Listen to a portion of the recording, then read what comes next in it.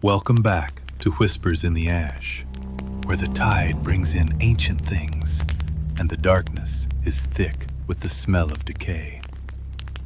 Last time, the trap at the Gilman house finally snapped shut. We heard the furtive rattling of the bolts and the heavy, wet footsteps of a mob that was no longer human. Our narrator, realizing he was being hunted, made a desperate escape through the hotel window, narrowly slipping into the night just as the door to his room was battered down. The hotel is behind us, but the nightmare has just spilled into the streets. The hunt is on. Let's begin.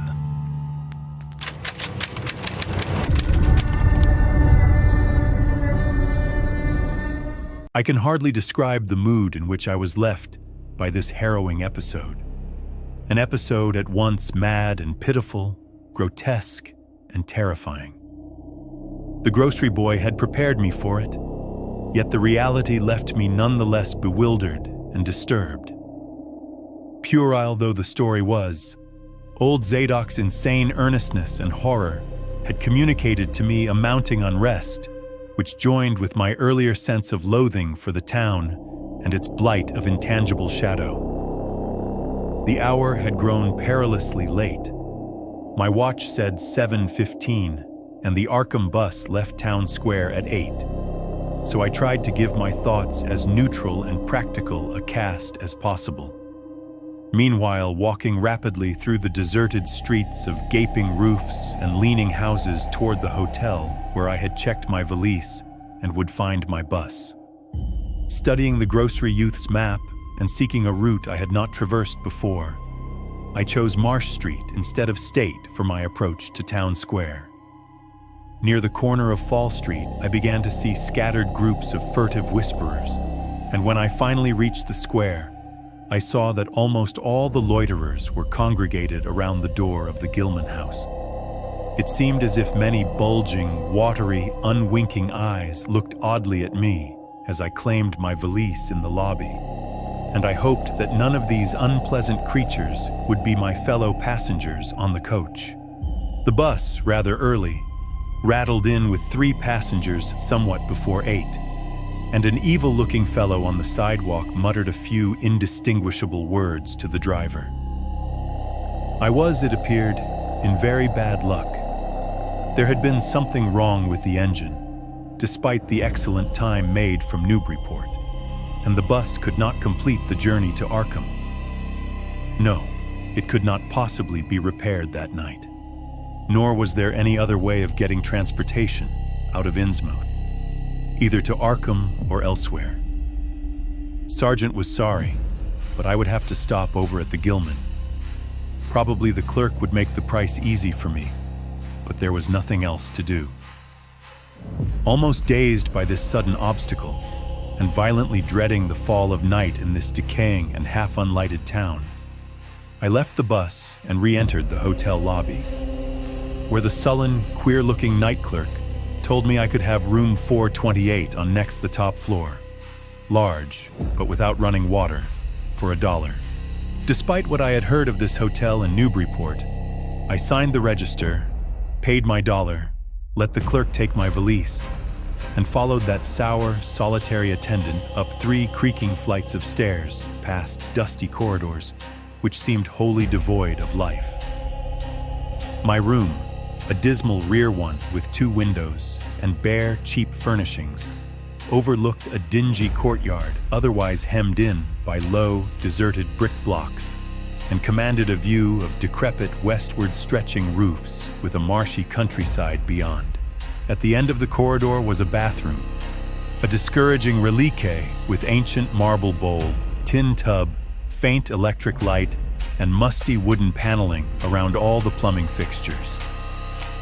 As twilight deepened, I turned on the one feeble electric bulb over the cheap, iron-framed bed and tried as best I could to read. I felt it advisable to keep my mind wholesomely occupied, for it would not do to brood over the abnormalities of this ancient, blight-shadowed town while I was still within its borders.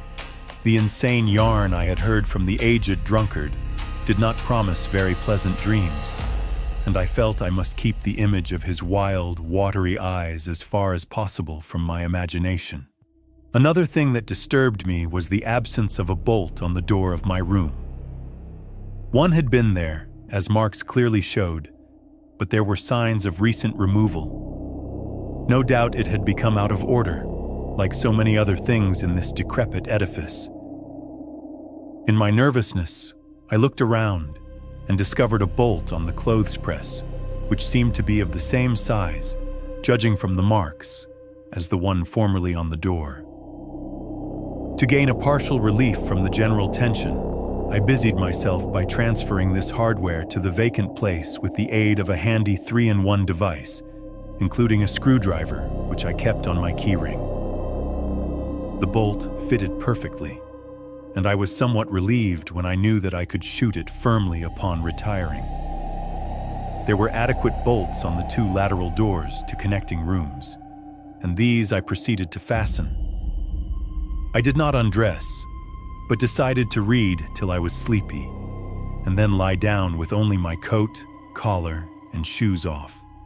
Taking a pocket flashlight from my valise, I placed it in my trousers so that I could read my watch if I woke up later in the dark. Drowsiness, however, did not come, and when I stopped to analyze my thoughts, I found to my disquiet that I was really unconsciously listening for something which I dreaded but could not name. At length, feeling a fatigue which had nothing of drowsiness in it, I bolted the newly outfitted hall door, turned off the light, and threw myself down on the hard, uneven bed, coat, collar, shoes, and all. In the darkness, every faint noise of the night seemed magnified, and a flood of doubly unpleasant thoughts swept over me. I was sorry I had put out the light, yet was too tired to rise and turn it on again. Then, after a long, dreary interval, and prefaced by a fresh creaking of stairs and corridor, there came that soft, damnably unmistakable sound, which seemed like a malign fulfillment of all my apprehensions.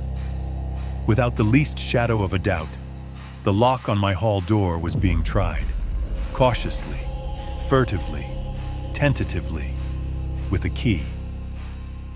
The change in the menace from vague premonition to immediate reality was a profound shock, and fell upon me with the force of a genuine blow. It never once occurred to me that the fumbling might be a mere mistake.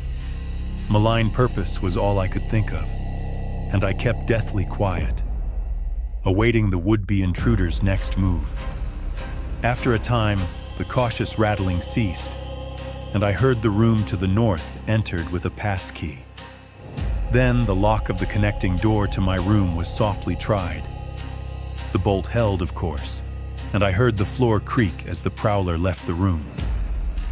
After a moment, there came another soft rattling, and I knew that the room to the south of me was being entered. Again, a furtive trying of a bolted connecting door, and again a receding creaking. This time the creaking went along the hall and down the stairs, so I knew that the prowler had realized the bolted condition of my doors and was giving up his attempt for a time. The one thing to do was to get out of that hotel alive as quickly as I could, and through some channel other than the front stairs and lobby. Rising softly and throwing my flashlight on the switch, I sought to light the bulb over my bed in order to choose and pocket some belongings for a swift, valiseless flight. Nothing, however, happened, and I saw that the power had been cut off. So filling my pockets with the flashlight's aid, I put on my hat and tiptoed to the windows to consider chances of descent. Despite the state's safety regulations, there was no fire escape on this side of the hotel, and I saw that my windows commanded only a sheer 3-story drop to the cobbled courtyard. On the right and left, however, some ancient brick business blocks abutted on the hotel, their slant roofs coming up to a reasonable jumping distance from my 4th-story level. To reach either of these lines of buildings, I would have to be in a room 2 doors from my own, in one case on the north and in the other case on the south, and my mind instantly set to work calculating what chances I had of making the transfer. First, I reinforced my own outer door by pushing the bureau against it, little by little, in order to make a minimum of sound. Then, gathering from the grocery boy's map that the best route out of town was southward, I glanced first at the connecting door on the south side of the room. It was designed to open in my direction. Hence I saw, after drawing the bolt and finding other fastenings in place, it was not a favorable one for forcing. Accordingly, abandoning it as a route, I cautiously moved the bedstead against it to hamper any attack which might be made on it later from the next room. The door on the north was hung to open away from me, and this, though a test proved it to be locked or bolted from the other side, I knew must be my route. If I could gain the roofs of the buildings in Payne Street and descend successfully to the ground level, I might perhaps dart through the courtyard and the adjacent or opposite buildings to Washington or Bates, or else emerge in Payne and edge around southward into Washington. In any case, I would aim to strike Washington somehow and get quickly out of the town square region. My preference would be to avoid Payne, since the fire station there might be open all night. I was irresolutely speculating on when I had better attack the northward door, and on how I could least audibly manage it, when I noticed that the vague noises underfoot had given place to a fresh and heavier creaking of the stairs. A wavering flicker of light showed through my transom, and the boards of the corridor began to groan with a ponderous load. Muffled sounds of possible vocal origin approached, and at length a firm knock came at my outer door. For a moment I simply held my breath and waited. Eternities seemed to elapse, and the nauseous, fishy odor of my environment seemed to mount suddenly and spectacularly. Then the knocking was repeated, continuously, and with growing insistence. I knew that the time for action had come, and forthwith drew the bolt of the northward connecting door, bracing myself for the task of battering it open. The knocking waxed louder, and I hoped that its volume would cover the sound of my efforts. At last, beginning my attempt, I lunged again and again at the thin paneling with my left shoulder, heedless of shock or pain. Finally, the connecting door gave, but with such a crash that I knew those outside must have heard. Instantly, the outside knocking became a violent battering, while keys sounded ominously in the hall doors of the rooms on both sides of me. Rushing through the newly opened connection, I succeeded in bolting the northerly hall door before the lock could be turned. But even as I did so, I heard the hall door of the third room, the one from whose window I had hoped to reach the roof below, being tried with a passkey. For an instant, I felt absolute despair, since my trapping in a chamber with no window egress seemed complete. Then, with a dazed automatism, I made for the next connecting door and performed the blind motion of pushing at it in an effort to get through. Sheer fortunate chance gave me my reprieve, for the connecting door before me was not only unlocked, but actually ajar. In a second, I was through, and had my right knee and shoulder against a hall door which was visibly opening inward. My pressure took the opener off guard, for the thing shut as I pushed, so that I could slip the well-conditioned bolt as I had done with the other door. As I gained this respite, I heard the battering at the two other doors abate, while a confused clatter came from the connecting door I had shielded with the bedstead. Evidently, the bulk of my assailants had entered the southerly room and were massing in a lateral attack. But at the same moment, a passkey sounded in the next door to the north, and I knew that a nearer peril was at hand. The northward connecting door was wide open, but there was no time to think about checking the already turning lock in the hall. All I could do was to shut and bolt the open connecting door, as well as its mate on the opposite side, pushing a bedstead against the one and a bureau against the other, and moving a washstand in front of the hall door. I must, I saw, trust to such makeshift barriers to shield me till I could get out the window and on the roof of the Payne Street block. But even in this acute moment, my chief horror was something apart from the immediate weakness of my defenses. I was shuddering because not one of my pursuers, despite some hideous pantings, gruntings, and subdued barkings at odd intervals, was uttering an intelligible vocal sound. As I moved the furniture and rushed toward the windows, I heard a frightful scurrying along the corridor toward the room north of me, and perceived that the southward battering had ceased. Plainly, most of my opponents were about to concentrate against the feeble connecting door, which they knew must open directly on me. Outside, the moon played on the ridgepole of the block below, and I saw that the jump would be desperately hazardous because of the steep surface on which I must land. The clatter at the northerly connecting door was now terrific, and I saw that the weak paneling was beginning to splinter. Obviously, the besiegers had brought some ponderous object into play as a battering ram. The bedstead, however, still held firm, so that I had at least a faint chance of making good my escape. As I opened the window, I noticed that it was flanked by heavy velour draperies suspended from a pole by brass rings, and also that there was a large projecting catch for the shutters on the exterior.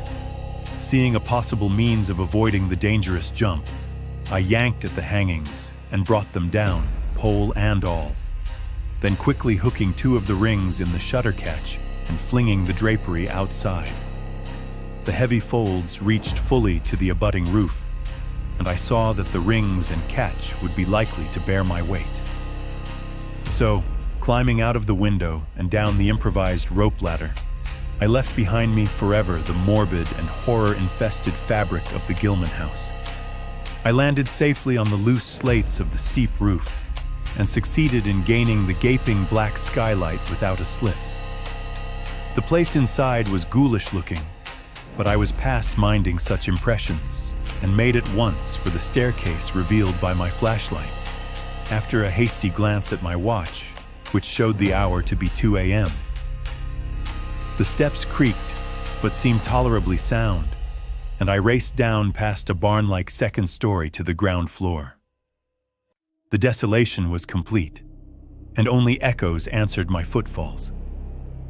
The hallway inside was black, and when I reached the opposite end, I saw that the street door was wedged immovably shut. Resolved to try another building, I groped my way toward the courtyard, but stopped short when close to the doorway.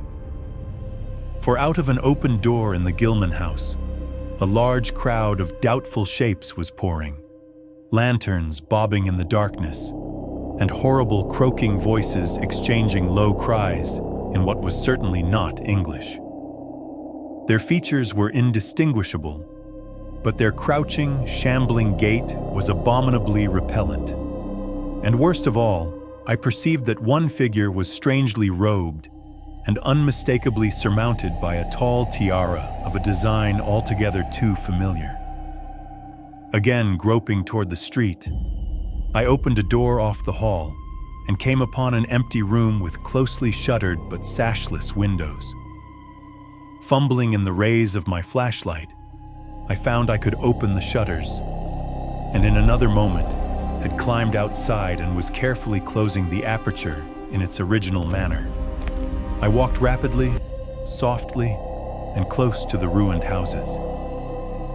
At Bates Street, I drew into a yawning vestibule while two shambling figures crossed in front of me, but was soon on my way again and approaching the open space where Elliott Street obliquely crosses Washington at the intersection of South.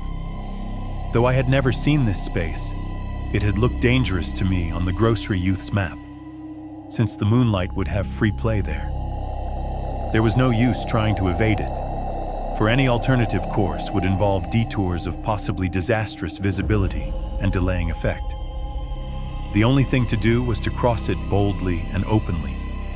imitating the typical shamble of the Innsmouth folk as best I could, and trusting that no one, or at least no pursuer of mine, would be there. Just how fully the pursuit was organized, and indeed, just what its purpose might be, I could form no idea. There seemed to be unusual activity in the town, but I judged that the news of my escape from the Gilman had not yet spread.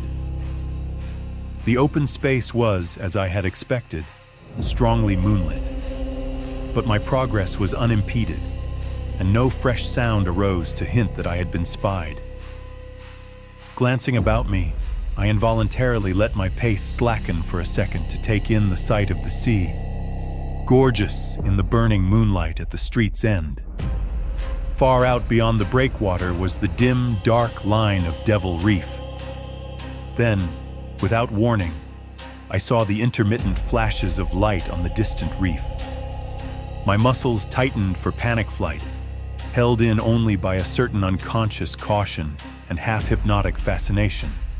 And to make matters worse, there now flashed forth from the lofty cupola of the Gilman house, which loomed up to the northeast behind me, a series of analogous though differently spaced gleams, which could be nothing less than an answering signal. I now bent to the left around the ruinous green, still gazing toward the ocean as it blazed in the spectral summer moonlight, and watching the cryptical flashing of those nameless, unexplainable beacons.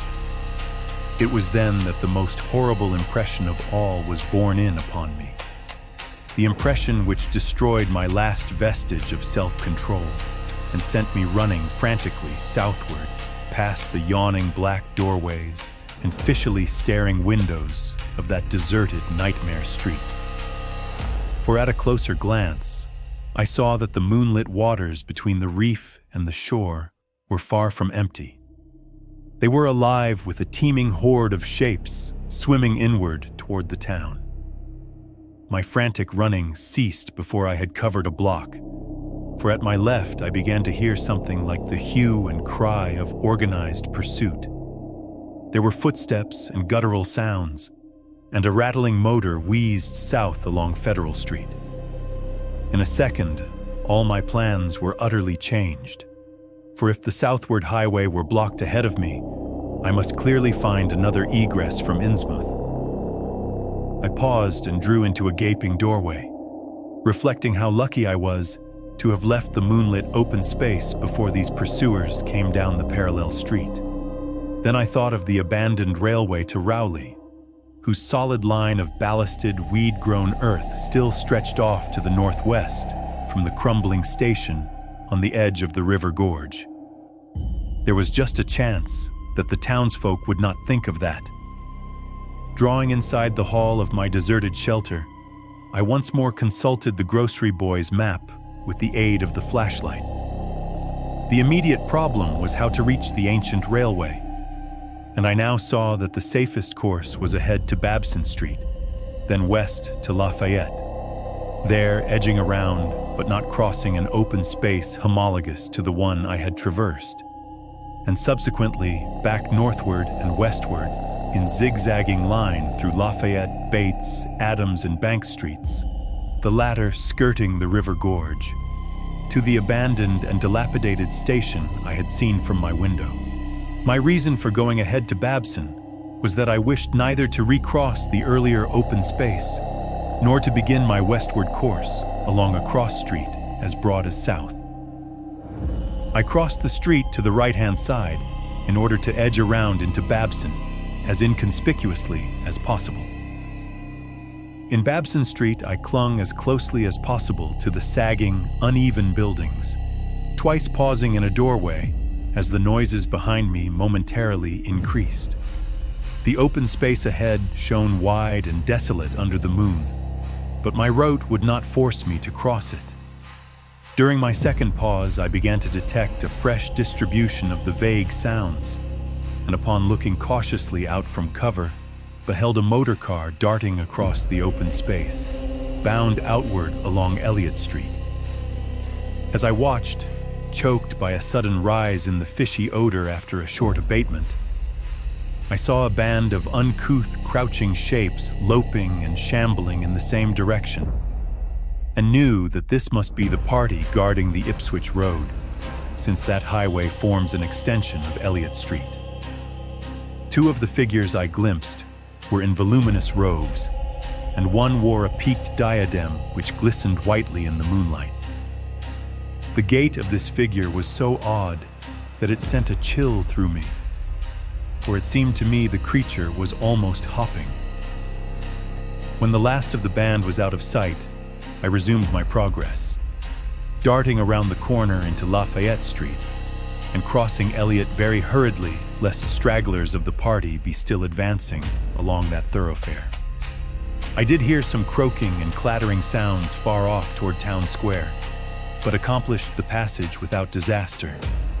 My greatest dread was in recrossing broad and moonlit South Street with its seaward view, and I had to nerve myself for the ordeal. Someone might easily be looking, and possible Elliott Street stragglers could not fail to glimpse me from either of 2 points. At the last moment, I decided I had better slacken my trot and make the crossing as before, in the shambling gait of an average Innsmouth native. I had not quite crossed the street when I heard a muttering band advancing along Washington from the north. As they reached the broad open space where I had had my first disquieting glimpse of the moonlit water, I could see them plainly only a block away, and was horrified by the bestial abnormality of their faces and the dog-like subhumanness of their crouching gait. One man moved in a positively simian way, with long arms frequently touching the ground, while another figure, robed and tiara'd, seemed to progress in an almost hopping fashion. I judged this party to be the one I had seen in the Gilman's courtyard, the one, therefore, most closely on my trail. As some of the figures turned to look in my direction, I was transfixed with fright, yet managed to preserve the casual, shambling gait I had assumed. To this day, I do not know whether they saw me or not. If they did, my stratagem must have deceived them, for they passed on across the moonlit space without varying their course, meanwhile croaking and jabbering in some hateful guttural patois I could not identify. Once more in shadow, I resumed my former dog trot past the leaning and decrepit houses that stared blankly into the night. Having crossed to the western sidewalk, I rounded the nearest corner into Bates Street, where I kept close to the buildings on the southern side. At last I saw the ancient arcaded station, or what was left of it, and made directly for the tracks that started from its farther end. The rails were rusty but mainly intact, and not more than half the ties had rotted away. Walking or running on such a surface was very difficult, but I did my best, and on the whole made very fair time. For some distance the line kept on along the gorge's brink, but at length I reached the long covered bridge where it crossed the chasm at a dizzy height. The condition of this bridge would determine my next step. If humanly possible, I would use it. If not, I would have to risk more street wandering and take the nearest intact highway bridge. The vast, barn-like length of the old bridge gleamed spectrally in the moonlight, and I saw that the ties were safe for at least a few feet within. Entering, I began to use my flashlight, and was almost knocked down by the cloud of bats that flapped past me. About halfway across, there was a perilous gap in the ties which I feared for a moment would halt me. But in the end, I risked a desperate jump which fortunately succeeded. I was glad to see the moonlight again when I emerged from that macabre tunnel. The old tracks crossed River Street at a grade, and at once veered off into a region increasingly rural, and with less and less of Innsmouth's abhorrent fishy odor. Here, the dense growth of weeds and briars hindered me and cruelly tore my clothes, but I was nonetheless glad that they were there to give me concealment in case of peril. I knew that much of my route must be visible from the Rowley Road. The marshy region began very shortly, with the single track on a low, grassy embankment.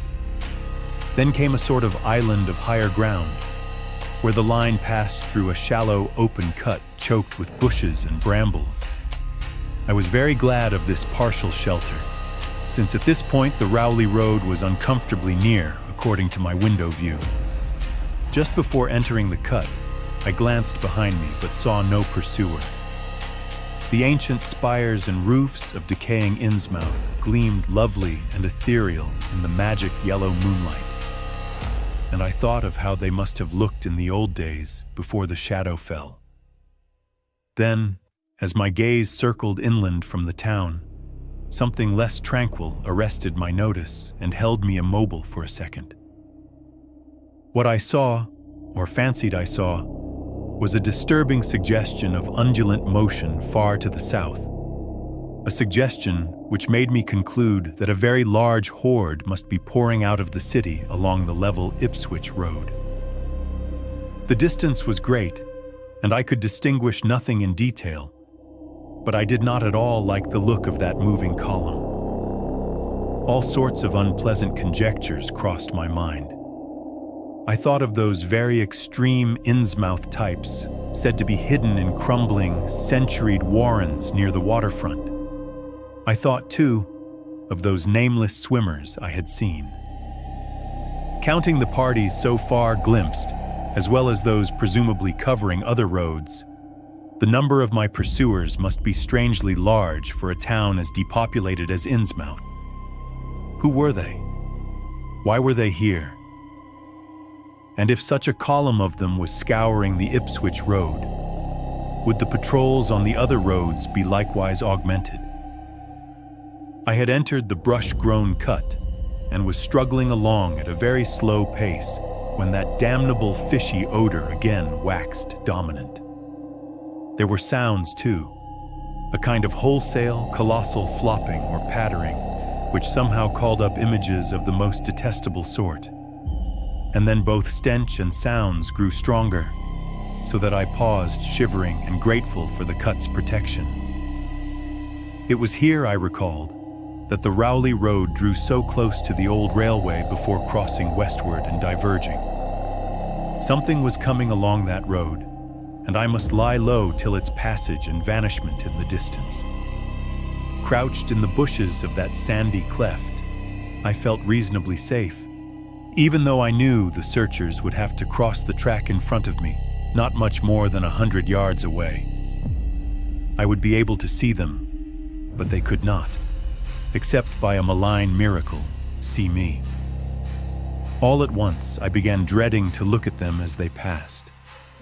I saw the close moonlit space where they would surge by, and had curious thoughts about the irredeemable pollution of that space.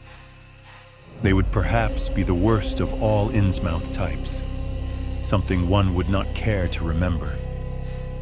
The stench waxed overpowering, and the noises swelled to a bestial babel of croaking, baying, and barking without the least suggestion of human speech. Were these indeed the voices of my pursuers? That flopping or pattering was monstrous.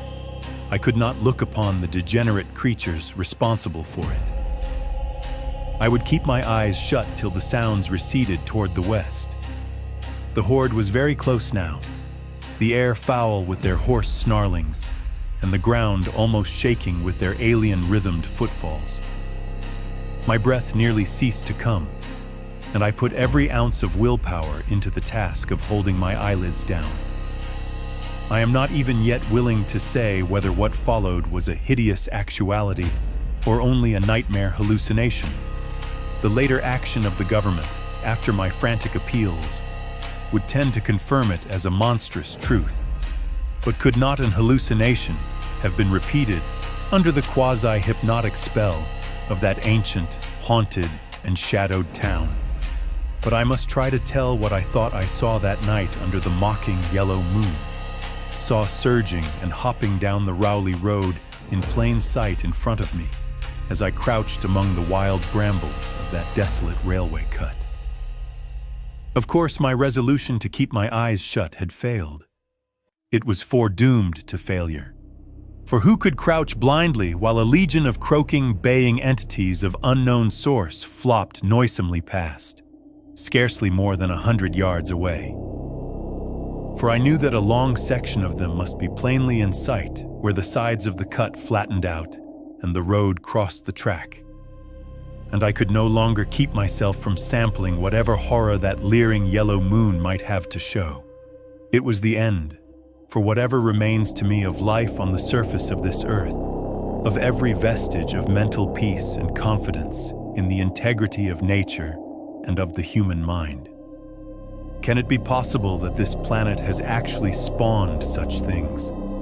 That human eyes have truly seen, as objective flesh, what man has hitherto known only in febrile fantasy and tenuous legend? And yet I saw them in a limitless stream, flopping, hopping, croaking, bleeding, surging inhumanly through the spectral moonlight in a grotesque, malignant saraband of fantastic nightmare. And some of them had tall tiaras of that nameless whitish gold metal, and some were strangely robed. And one, who led the way, was clad in a ghoulishly humped black coat and striped trousers, and had a man's felt hat perched on the shapeless thing that answered for a head. I think their predominant color was a grayish-green, though they had white bellies. They were mostly shiny and slippery, but the ridges of their backs were scaly. Their forms vaguely suggested the anthropoid, while their heads were the heads of fish, with prodigious bulging eyes that never closed. At the sides of their necks were palpitating gills, and their long paws were webbed. They hopped irregularly, sometimes on 2 legs and sometimes on 4. I was somehow glad that they had no more than 4 limbs. Their croaking, baying voices, clearly used for articulate speech, held all the dark shades of expression which their staring faces lacked. But for all of their monstrousness, they were not unfamiliar to me. I knew too well what they must be, for was not the memory of that evil tiara at Newburyport still fresh? They were the blasphemous fish frogs of the nameless design, living and horrible. And as I saw them, I knew also of what that humped, tiaraed priest in the black church basement had so fearsomely reminded me. Their number was past guessing. It seemed to me that there were limitless swarms of them, and certainly my momentary glimpse could have shown only the least fraction. In another instant, everything was blotted out by a merciful fit of fainting, the first I had ever had.